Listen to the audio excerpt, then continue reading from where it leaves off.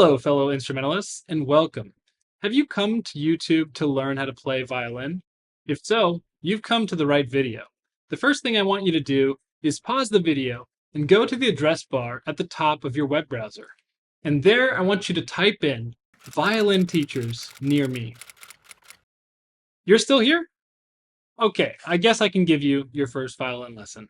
In all seriousness, violin is an extremely difficult and frankly unnatural instrument. I don't say this to be discouraging, but rather to be informational and hopefully helpful. Violin is a beautiful instrument that opens doors to understanding timbre, pitch, and rhythm, and not to mention musicality and even taste.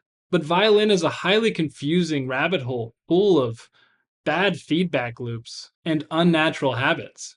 A good setup can look so close visually to a bad one. Your hand might look good, but be fundamentally wrong in its weight distribution. The list goes on, but I digress. You clicked on this video for a lesson, so I'll give you one. I just feel that it's part of my duty here to encourage you to seek real-time feedback for real-time adjustments in your playing, as to avoid any bad habits. As we travel through the lesson today, if you misinterpret anything that I say, I won't be there to adjust you. I won't be there to tell you that that's not actually what I meant. Likewise, if you learn something wrong or you start placing your finger slightly wrong or with the wrong weight balance, just understand when looking to this video or any videos like it for help that I won't be able to fix any issues that I can't see. And many of the issues that you might have, you probably won't be able to fix either. Okay, so with all that off to the side, I think you're ready for your first lesson. So let's take an inventory. You will need a shoulder rest, a bow, violin tape, and of course a violin. If you don't already have a violin, please, whatever you do, don't buy one off of Amazon. Instead, I encourage you to look at the subreddit Violinist and check out what they have to say about finding violins. Perhaps I'll make a separate video down the line where I talk about how to go about purchasing or renting your first violin. For that, though, you might have to subscribe so you don't miss it. Okay, so you have a violin. What now? Well, the first thing I'd like to do is set it up for play. The first thing we want to do today is put our shoulder rest on. This is something you can get on Amazon, and in fact, I'll leave a link below in the description if you're curious about what I use. I use a simple Kuhn, but there's many different options, and it's really going to be dependent on the size of your neck and the shape of your collarbone. Whatever you do, though, I do suggest you use some kind of shoulder rest, especially in the beginning, because stability in your instrument is going to be your friend moving forward. Great, we have our shoulder rest on. Now we need to put on some tape. So the first thing we're going to do is we're going to take our tape, and then we're going to take our bow. We're going to find the exact center of it. Well, not the exact, that's probably impossible, but we're going to do our best. Once we've found the center, as I've done here already, we're going to take a piece of tape and place it right there. Just be careful when you do so not to touch the hair of the bow. If you don't already know, we want to avoid, if at all possible, touching the bow hair with our fingers. This is because the oils that our hands produce can rub off on the bow hair and not only discolor it, but they can actually affect the way that it's gripping the strings and therefore change the sound. If it gets bad enough, your bow could end up not making basically any sound at all. With that disclaimer out of the way, let's just say you've taped the center of your bow, and because of it, you've now divided your bow into two halves. We'll be using that throughout this first lesson once we're done setting up. Now that we've finished taping the bow, it's time to tape the violin. There are many schools of thought on how you should tape a violin for a beginner. Many people will put a tape for the first finger, for the second finger, for the third finger, and for the fourth finger. So you'll see 4 separate lines of tape on the violin. Some people will go a step further and put tapes well beyond. Even in some cases, some people will put the note names in addition to all that, and it just makes the fingerboard look so noisy. I do a very different taping method. For me, I only put 2 tapes down on the fingerboard. I'll explain my reasonings for this later, but the first thing that you need to know is where we're placing the tapes. We're going to be placing a tape where the first finger, our index finger, lands on the G string in a natural position. We're going to find this by essentially stopping the string, assuming our G string's in tune, and trying to find an A natural. I highly suggest, if you're a complete beginner, using a tuner for this aspect. Once we found that A natural, we want to put the tape right there. Keep in mind that the point at which our finger is stopping the string is the furthest point along the fingerboard. It's the furthest point down our finger. So when you're placing the tape, remember that it's not a two-dimensional thing. It actually has 3 dimensions. Your tape has a little bit of width. So make sure that the very edge or the furthest edge of your tape is placed in such a way that when you completely cover it or just barely cover it, that your note is going to be an A natural. So all that we need to do to make sure we do this is we get a tuner, assuming our G string's in tune. We find where that A natural is in tune, and we look right at the edge of that finger, and we place the tape so that the edge of it will be in line with it. We're going to do that same process for the next tape, which will be where our third finger, or our ring finger, prefers to go. This will be in its natural position on the G string. The note that we'll be looking for on the tuner corresponding to this is a C natural. Once again, assuming our G string's in tune, we'll go through the same process to find exactly where to place that tape. Here's a demonstration of where the first finger tape should go, and understanding that the first finger will just barely cover it.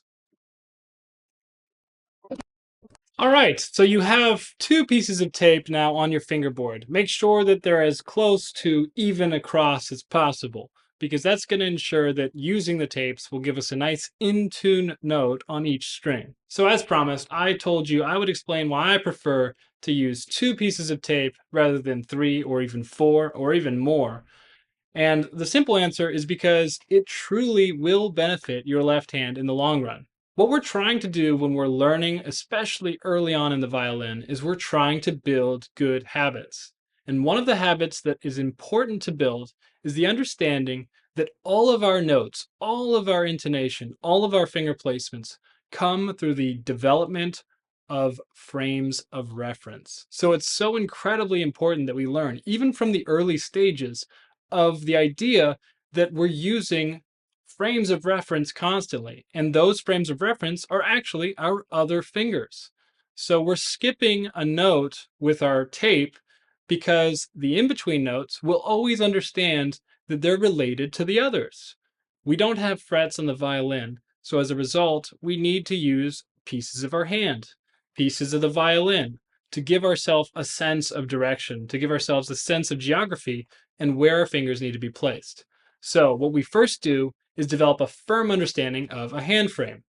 Traditionally, in advanced violin, a hand frame is going to be created by our first and fourth fingers. However, in the beginnings of violin, I prefer not to teach the fourth finger so early because our pinky is quite weak. And so in substitution of this idea, we still build the idea of a hand frame. We just use a smaller portion of the hand. In this case, we're going to be using our first and third finger to develop the understanding of a hand frame. And as a result, we're going to use our middle finger, which is our second finger, 1, 2, 3, 4, our second finger. We're going to use that finger as sometimes a high 2 or a low 2. If we were to place a second finger tape in the traditional high 2 position, then now our second finger gets used to playing a high 2 and doesn't get used to the idea that it actually often has to move. Even in the beginning stages of violin with early on repertoire, our second finger gets really constantly used in both low and high positions. So I don't understand why people prefer to use high 2 tape. Instead, go ahead and just completely forgo the middle second finger tape, and instead understand that when we place our finger, specifically our second finger, we're going to be using and placing our middle finger with relation to other fingers. If we have a low 2, our second finger will be placed next to 1, or in other words, in my violin, next to the green tape. If we play a high 2, it's going to be placed next to the third finger, or in other words, on my violin, next to the orange tape. A high 2 is near 3, and a low 2 is near 1. Now that we have these 2 tapes set up, and we understand why we've set it up this way, let's just quickly refresh what we call each of our fingers. Our index finger is number 1. It's our first finger, and we count from there. Our middle finger is number 2, our second finger, and our ring finger is number 3, our third finger, and our pinky finger is number 4, our fourth finger. Our pinky is the smallest, weakest of our fingers, and it's okay. down the line in violin playing, it will still be your smallest and weakest finger. But through many years of practice, you too can develop a strong pinky. Now that we know how our fingers are numbered, and we have the tape for our first finger, our green tape, and our third finger, our orange tape, you can use whatever colors you'd like, I think we're ready to learn our first song. The first thing we're going to do is we're going to learn guitar position, and this is going to be helpful for visualizing and actually seeing our fingers. So we're going to take our left hand, and we're going to grip the violin by the neck, and we're going to rotate the violin to our left. This is going to bring the body to the right, and we're going to bring that, like a guitar, to our body. If you have the shoulder rest on, that will conveniently create some resistance so the violin doesn't just easily slide down. You can also rest the violin on your thigh if you'd like. We're going to use our thumb to pluck the strings, and just like we worry about our fingers touching the hair on the bow because of the finger oils, we're also going to be wary of touching our fingers on this part of the string. The part of the string that is between this black part, the fingerboard, and this wooden thing, the bridge, we want to avoid touching. And that's because that is the exact area that our bow hair will be playing across. So it's very important that we avoid allowing our finger oils to touch that part as well. So when in guitar position, we're going to be using our thumb to pluck above that over the fingerboard. We're going to find our strings, which I'll define now. We counting from the thinnest string, or the highest string, that is our E string. The next string over is our A string. The next string over is our D string. The next string over is our G string. For the entirety of today's lesson, we're going to be using the D string, which is the second thickest string. We also refer to this in music as our third string sometimes. There's so many numbers in music though, so we're just going to use the name D string as that's much simpler, I think, to differentiate. So today we're going to be going into guitar position, using our thumb to find that third string or D string, and we're going to be plucking a song. We're going to take our left hand, and our thumb is going to be placed right on that green tape or that first finger tape. The joint of our first finger or index is going to be placed not across from the thumb, not directly on that green tape, but rather back. It's going to be placed off center from the thumb because it's going to give room for the shape of our finger when placed to land directly on that green tape. So you'll get this sense, even from this stage early on, that our first finger, when it lands, the fingertip, will be related directly to the thumb. By the way, we call this in violin practice double contact, the relationship between thumb and this index joint. That, in future videos and in this one, will be continued to be referred to as double contact. In violin playing, we always want to maintain our double contact. And part of the reason for this, again, is because it helps us have a frame of reference.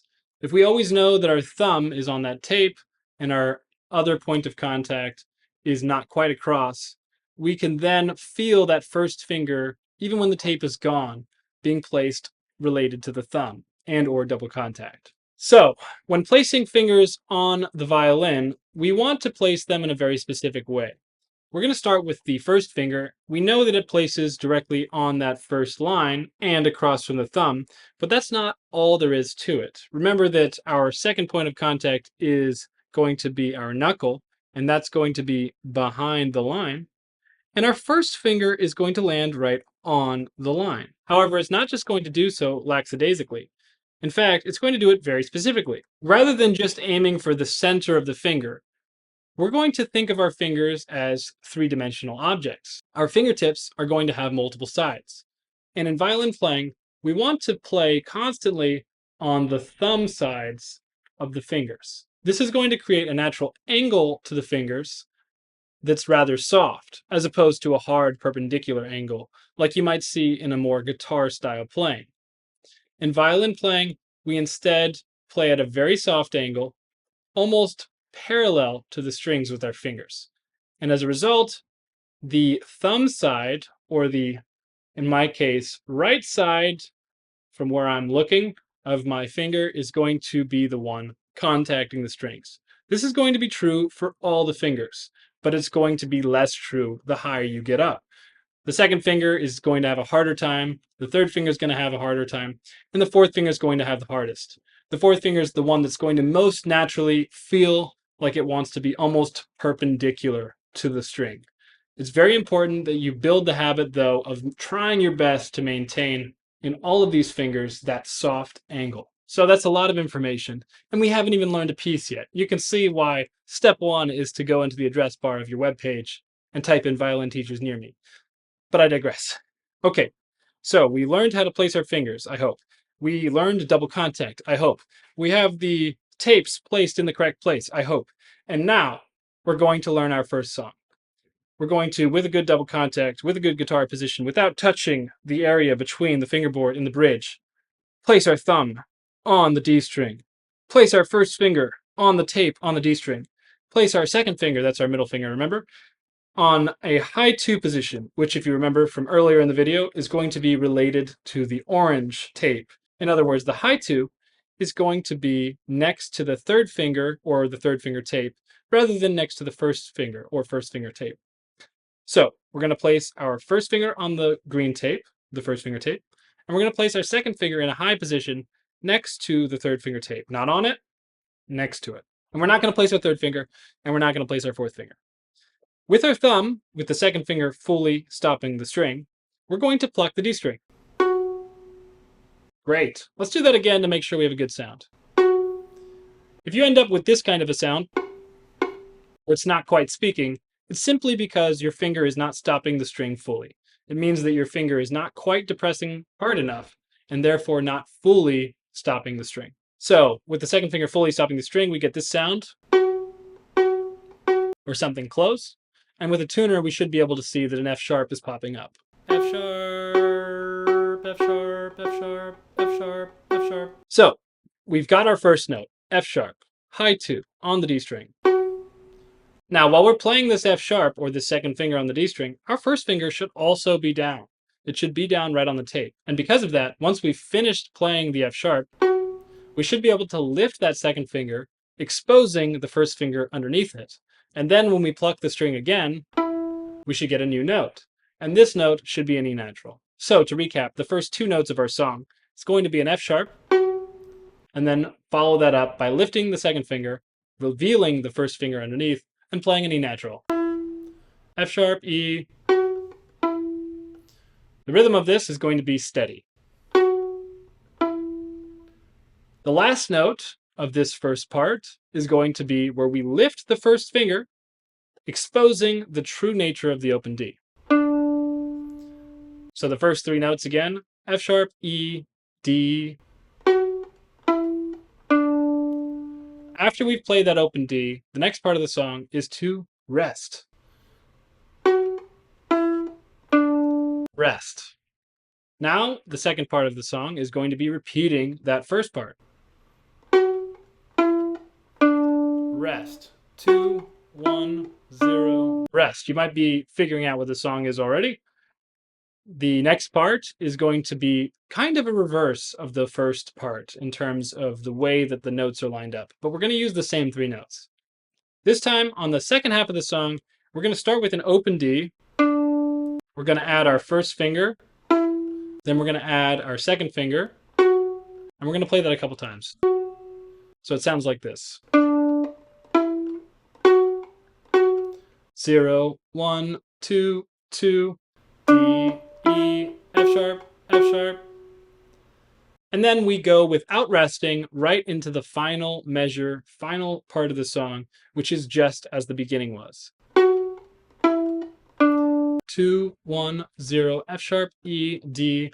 So the second half of the song would be D, 1, 2, 2, 2, 1, 0. If we put that all together now, we get a simple version of hot cross buns. Rest. Rest.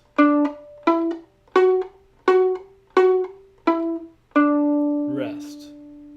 Now that we've learned hot cross buns on the D string with our second finger, first finger, and open string, it's time to change from guitar position to violin position. We're going to take our violin now with the left hand gripping the neck and we're going to twist it up and over so that the shoulder rest lands not on our shoulder, but actually on our collarbone. If you look at our collarbone, it has a nice sinking area here. Yes, some of our shoulder rest will be on the shoulder, but I want you to think of that curve in the shoulder rest as finding its spot right across that collarbone. Now, it's important when finding a good playing position that you don't feel the urge to lift the violin. As I mentioned before, violin is an unnatural instrument. For one thing, it's very isometric. It's entirely spent on one side of the body. However, we shouldn't think of it as a crazy athletic feat, like we're lifting the violin and it takes a lot of energy. Rather, allow your natural skeleton to do the heavy lifting. Create a good posture with your shoulders far away from your ears, and allow the violin to rest on to that collarbone, rather than feeling the sensation of the collarbone lifting up to pick up the violin. This kind of motion or this kind of tension creates so many injuries down the line, assuming you do a fair amount of practice. So we found a good posture with our shoulders away from our ears. We've grabbed the violin by the neck. We've twisted it and placed the shoulder rest on top of our collarbone. Now we turn our head just slightly and we allow our chin, or better said, our jaw, to rest right on the chin rest. The chin rest supports more of our jaw than it does our chin. Now, in this position, we're going to take our thumb and we're going to anchor it on the fingerboard. Then we're going to take our first finger on the right hand, our index, and we're going to find a nice place on the D string. Remember, don't be on this side of the fingerboard when you're touching the strings, because that's where the bow is going to go. Now, in playing position, we find that double contact again. Our thumb is across from the first tape, and our index joint is not across from the first tape, but rather it's behind. The first finger lands right on that green tape, and the second finger lands right below that orange tape. When our second finger's in place, we're ready to start our hot cross buns. If we were able to play it in guitar position, chances are this should be a breeze. Rest. Rest.